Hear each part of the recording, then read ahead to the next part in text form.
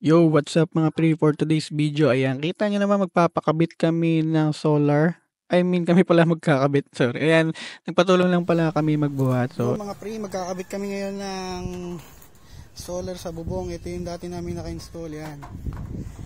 Ito, diba? Yan. So dadagdagan pa namin. Yun mga pre, dito ang taas-taas. Bubutas na si daddy yan. Andito na yung mga gamit natin. Dito tripod natin, yan, bagkasil. Nantay na lang natin magbutas si daddy sa baba. Ambon. yo, sa part na to nakakabit na natin yung yung tubo. So, yan, ina-assemble na ni Daddy yung wireless, ilalagay na doon sa may sa magsisilbing lagay niya yung tubo na yan. Ayan, kita nyo naman, no? Nadahan-dahan niya yan. Kasi apprentice lang talaga ako dito. Ako yung taga-record tsaka yung mga yung taga-video-video. Ayan, kasi dapat i-record talaga namin to. So, dito inaayos na pala namin yung mga railings. Ayan yung mga railings, oh, yung mahaba na yan. Tapos ililipat lang namin yung mga panel para mapaglagay namin ng mga railings. So, kita nyo naman, yan. Tamang sipat lang guys. So, fast forward natin para medyo mas mabilis. Ayan, kita nyo naman.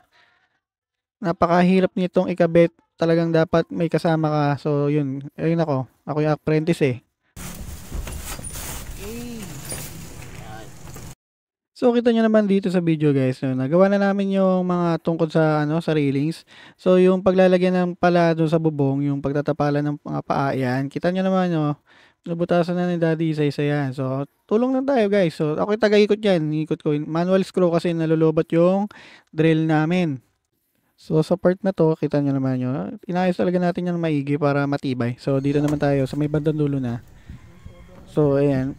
Kita nyo naman yung sa may kabilang side na tayo, inayos na natin yan. Siguro yan na yung last. Doon sa may babang part. Kasi pababa yan eh. Ito yung gitna naming part. Dito sa may bandang baba. So, pag okay na yan, itatayo na namin yan para maipatong namin yung panel.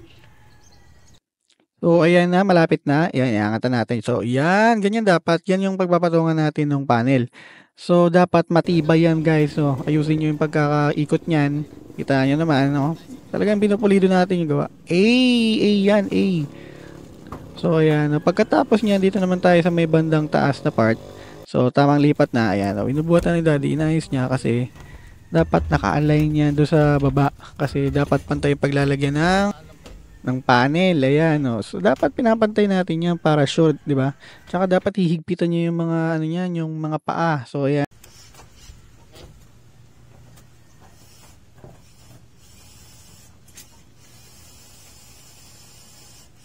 So, yan ang purpose ko talaga, no. Ako yung mag-iikot-ikot dyan kapag na-drill na tapos medyo hindi na kaya ilubog ng aming drill. Ako na yung magpapatuloy ng ikot para medyo yan, matibay-tibay, no. Tsaka tipid sa battery yan, par. So, kita niyo naman talagang pinupulido namin yung pagkabit niyan. Syempre, dapat matibay yan para hindi hanginin.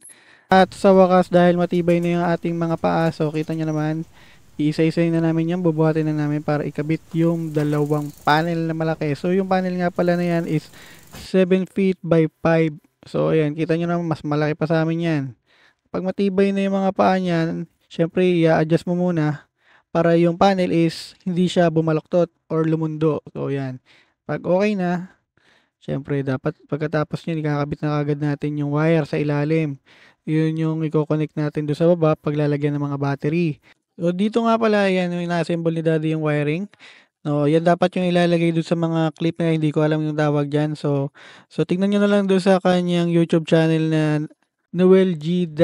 Mix TV. Ayan, search niyo lang diyan para makita niyo rin yung mga i-explain ni Daddy na mga tungkol dito sa paggawa nitong solar na to. So ayan, kita niyo naman inaayos niya talaga yung pagkabit ng wire. Hindi ko alam yung tawag dito sa itim na to eh. So tingnan niyo na lang doon sa kanyang YouTube channel. Andun yung mga explanation nito para malaman nyo. Sa mga gusto magpagawa nito, PM nyo lang kami, no? Pag-usapan natin yan, mga pre. So, yun na nga yun, natapos na namin yung pagkakabit. Ayan, medyo ginabi na kami. So, ito yung finish. Ayan, kita yung malaki yung dalawa. So, yung may maliit pa nga kami dun, binibenta namin yan. So, yun lang mga guys, na huwag kalimutan mag-like and subscribe. Maraming salamat sa inyo. Pre.